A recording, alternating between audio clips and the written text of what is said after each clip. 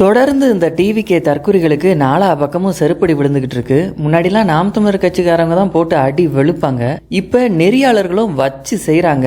காரணம் கொஞ்சம் கூட அரசியல் புரிதல், அரசியல் தெளிதல் இல்லாம பேசுறது, அநாகரிகமா பேசுறது, இது போன்ற தற்குறித்தனமான அவர்களுடைய செயல்பாடுகள்னால விவாத நிகழ்ச்சியில அவமானப்பட்டு நிக்கிறாங்க இந்த தற்குறிகள். நியூஸ் தமிழ் 24x7 ஊடகத்துல நடந்த விவாத நிகழ்ச்சியில நாம் தமிழர் கட்சியினுடைய இடும்பாவன கார்த்தி பேசும்போது, சிவகங்கையில அஜித்குமார்ங்கிற ஒரு இளைஞிய காவல்துறை விசாரிக்கிறேங்கிற பேர்ல அடிச்சு கொண்டுட்டாங்க, அதுக்கு சிபிஐ கொண்டு போகணும்னு சொல்லிட்டு எல்லா அரசியல் கட்சியுமே கோரிக்கை வச்ச நிலையில விஜய் மட்டும் என்ன சொன்னாரு, சிபிஐங்கிறது ஆர்எஸ்எஸ் இந்த பிஜேபியினுடைய கைப்பாவை, அதனால சிபிஐ விசாரணை தேவையற்றதுன்னு பேசின அந்த விஜய், ஆனா தன்னுடைய கரூர் விவகாரத்துல சிபிஐ விசாரணை தான் வேணும் அப்படின்னு போராடினாரு, நீதிமன்றம் போனாரு. இறுதியில சிபிஐயே விசாரிக்கட்டும் அப்படிங்கிற ஒரு அனுமதி நீதிமன்றத்தின் மூலமா கிடைச்சதுக்கு பிறகு நீதி வெல்லுன்னு ட்விட்டர்ல விஜய் போட்டாரு. இது ஊருக்கே தெரியும். அப்படிப்பட்ட அந்த சம்பவத்தை இடும்பாவன கார்த்திக்கு எடுத்து பேசும்போது, இல்லையே நாங்க சிபிஐ விசாரணைலாம் கேட்கலையேன்னு அந்த தாவேக்கா பச்சையா, அது இத்தனை பேர் பார்க்குற ஊடக நிகழ்ச்சியிலேயே அவன் பச்சையா போய் சொல்றான்னா இவங்க எவ்வளோ பெரிய ஃப்ராடு பயல்களா இருப்பாங்க. கரூர் மரணங்கள்ல அப்ப வழக்கு சிபிஐக்கு மாற்றப்பட்டப்ப அதை வரவேற்றார். இந்த வாரத்தில் சிபிஐக்கு மாற்றப்பட்ட பிறகு அதை வரவேற்று நீதி வெல்லும் அப்படிங்கிறார்.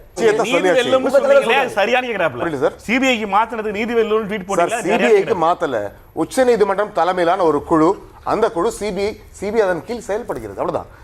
வழக்கை விசாரிப்பது சிபிஐ, விசாரிக்கிற சிபிஐ நடவடிக்கைகளை மேற்பார்வையிடுறதுக்கு ஓய்வு பெற்ற நீங்க மேற்பார்வையாளர் யாரு? நீதிமன்றம். இங்க மேற்பார்வையாளர் யாரு? உச்சநீதிமன்றம். விசாரிக்கிறது யாரு? சிபிஐ. அதுதான் நானும் எல்லாரும் கேட்டுட்டு இருக்காரு. சார், நாங்க வடக்கு சிபிஐக்கு போகணும் கேட்கவே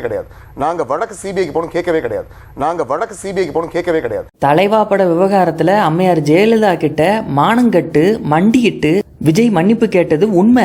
அப்படிப்பட்ட அந்த ஒரு அரசியல் சார்ந்த ஒரு விஷயத்தை விவாத நிகழ்ச்சியில மேற்கோள் காட்டி பேசுறாரு கார்த்தி. இதுல எந்த தவறும் இல்லை. ஆனா அது பெர்சனலாம், இது விஜயனுடைய தனிப்பட்ட விஷயமா, பெர்சனலாம், அதை பேசக்கூடாதுன்னு பேசுறான் இந்த தாவேக்கா தற்குறி.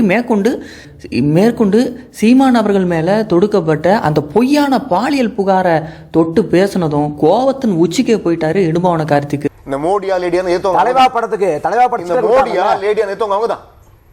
ஏன் விஜயலட்சுமி மனைவி கேட்டது? தலைவா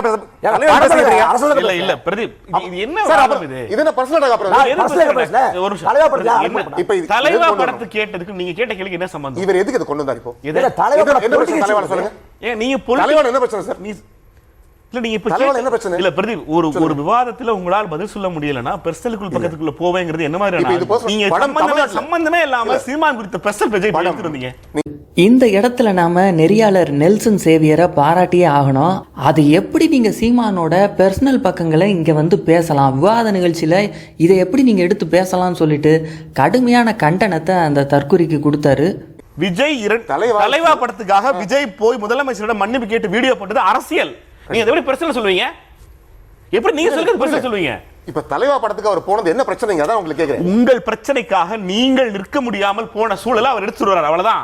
தலைவா படத்துல நடந்த பிரச்சனை தமிழ்நாட்டுல மட்டும் ரிலீஸ் ஆகல, மத்த இடத்துல ரிலீஸ் ஆயிடுச்சு. ஏன் பைரசி இஷ்யூ வந்து? ஏன் ரிலீஸ் ஆகல? பைரசி இஷ்யூ வந்து தலைவா படம் ஏன் ரிலீஸ் ஆகல? அங்க அரசியல் காரணம் இருந்துச்சு. என்ன அரசியல் காரணம்? நீங்களே சொல்லுங்க. நீங்க சொல்லுங்க சார். தாவக சபா நீங்க வந்திருக்கீங்க, நான் வந்திருக்கேன். ஒரு டைம் டு லீட்ல ஒரு வார்த்தை இருந்துச்சாங்க. என்ன அதுக்கு அர்த்தம்? என்ன அர்த்தம் டைம் டு லீட்? ஒரு வார்த்தை தமிழ்ல என்ன சார் அர்த்தம்? தலைமை தாங்க நேரம். தலைமை தாங்க வா டைம். அப்ப இதுக்கு எது தடை வச்சாங்க? தடை வச்சது யாரு? அரசியல் காழ்ப்புணர்ச்சி எல்லாரும் யாரு சார்? அரசியல் காழ்ப்புணர்ச்சி தடை வச்சது யாரு சார்? இது அரசியல். இவர் சொல்றாங்க அப்ப இருந்தவங்க யாரு? ஜெயலலிதா அம்மையார்.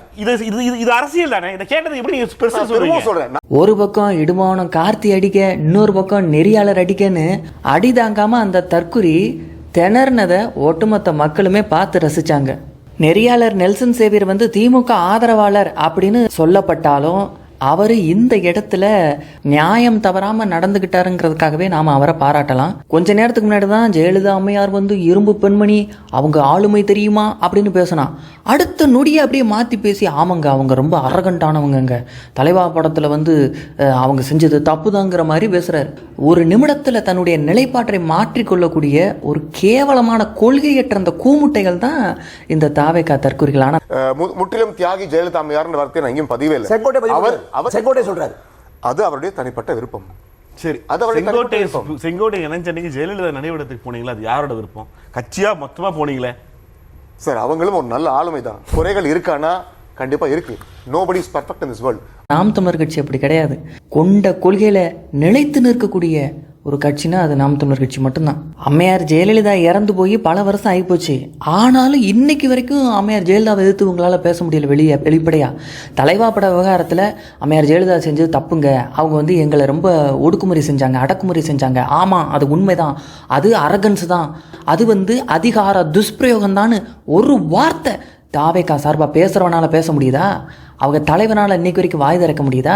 இல்லை இந்த கரூர் மரணத்திற்கு பிறகு சிபிஐக்கு விசாரணை போனதுக்கு பிறகாக பிஜேபியை எதிர்த்து ஒரு வார்த்தை இந்த விவாத நிகழ்ச்சியில் பங்கேற்கக்கூடிய தாவேகாவினர் பேச மாட்டேங்கிறாங்களே. ஏன்னா உத்தரவு பிறப்பிக்கப்பட்டிருக்கு தலைமையிலிருந்து, யாரும் பிஜேபி எதிர்த்து பேசாதீங்கன்னு.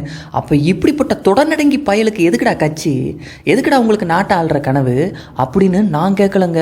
நெறியாளரே மானக்கேடா கேட்கிறாரு. ஒரு படத்தோட கேப்ஷனுக்காக ஒரு படத்தோட ரிலீஸ தடை செய்ய முடியும்ங்கிறதுக்கு பேரு அரகன்ஸ். சரி, அந்த அரகன்ஸ் உங்களால கண்டிக்கிற ஒரு வார்த்தை இந்த மேடையில சொல்ல முடியல. என்ன நீங்க அரசு வச்சு நடத்துறீங்க? கேள்வி, அந்த படத்தை ஒரு படத்தை ரிலீஸ் பண்ணா தன்னுடைய ஆட்சிக்கு பிரச்சனை நினைக்கிற அளவுக்கு அவங்க இன்செக்யூரிட்டியா இருந்தாங்களா? ஆமா, அரகன்ஸா சார் அது. அது இப்ப நான் சொன்ன சொல்றீங்க சார். அதை நீங்க ஒரு படம் வருது சார், அந்த படத்துல ஒரு டேக் லைனுக்காக அந்த படத்தினுடைய கதாநாயகனை கை கட்டி நிக்க வச்சு அந்த படத்தோட ரிலீஸை தடை செய்த ஒரு நபரை, ஒரு தலைவரை, அவர் நீங்க வந்து உங்களோட வழிகாட்டியா ஏத்துக்கிறீங்க. உங்க மொத்த தலைமை நிலைய நிர்வாகிகளும் போய் அவங்க சமாதிக்கு வணக்கம் செலுத்துறாங்க. நீங்க அவங்களோட ஆட்சி சிறந்த ஆட்சின்னு சொல்றீங்க. இது எல்லாத்தையும் வழிகாட்டின்னு எல்லாம் சொல்லிட்டு ஏங்க இப்படி நடந்துகிட்டவங்க எப்படி வழிகாட்டியா இருக்க முடியும் கேட்டா பயப்படுறீங்க. எடப்பாடி மீது பெயிண்ட் அடிக்க வேண்டும், ஜெயலலிதா மீது இருந்த பெயிண்ட் கரைகளை துடைக்க வேண்டும். இந்த ரெண்டும் டார்கெட்டா இப்ப இருக்கு இல்லையா? இதுக்கெல்லாம் வந்து இளைஞர்கள் ஓட்டு போட போறாங்க உங்களுக்கு இல்லையா? போற இடமெல்லாம் செருப்படி தான் வாங்குறாங்க. ஏன்னா அறிவில்லாத முட்டா பயலுக. இப்ப நாம் தமிழர் கட்சியினுடைய தம்பிமார்கள்லாம் அனுதினமும் புத்தகங்களை தேடி தேடி படிக்கிறாங்க. ஒவ்வொரு நாளும் அறிவு சார்ந்த விஷயங்கள், அரசியல் சார்ந்த விஷயங்கள் எல்லாத்தையும் தெரிஞ்சுக்கிறாங்க. அதை தெரிஞ்சுக்கிட்டு தான் அவங்க வந்து ஒரு விவாத நிகழ்ச்சியிலேயே பங்கேற்க வராங்க. ஆனால் இவங்க என்ன படிக்கிறாங்க? விஜய் படம் வேணால் பார்ப்பாங்க. ஏதாவது அறிவுபூர்வமாக கற்றுக்கிறாங்களா? கிடையாது. இங்கே நியூஸ் தமிழ் 24x7 செருப்படி நெல்சன் சேவியர்கிட்ட வாங்கியாச்சு. அதுக்கப்புறமா அங்கே மாலை முரசு சேனலில் நெறியாளர் தம்பி தமிழரசன்ட்ட இந்த ரெட் பிக்ஸினுடைய அந்த தற்குறி அந்த ஃபெலிக்ஸ் வந்து செருப்படி வாங்குறாரு. சும்மா ஒரு ஃபைனை வச்சுட்டு எல்லா மீடியாவும் உருட்டிட்டு இருக்கீங்க. மீடியாவுக்கு உருட்டுறதுக்கு என்னங்க இருக்கு? இல்ல என்ன உருட்டுறது? மக்கள் மொழியில பேசுறேன் சார். முட்டு கொடுக்கிறது மக்கள் மொழியெல்லாம் இங்க வேணாங்க. இதை விட அதிசிறந்த மக்கள் மொழி இருக்கு. ஒரு யாராவது தெருவுல போறவங்க பேசினா பரவாயில்ல.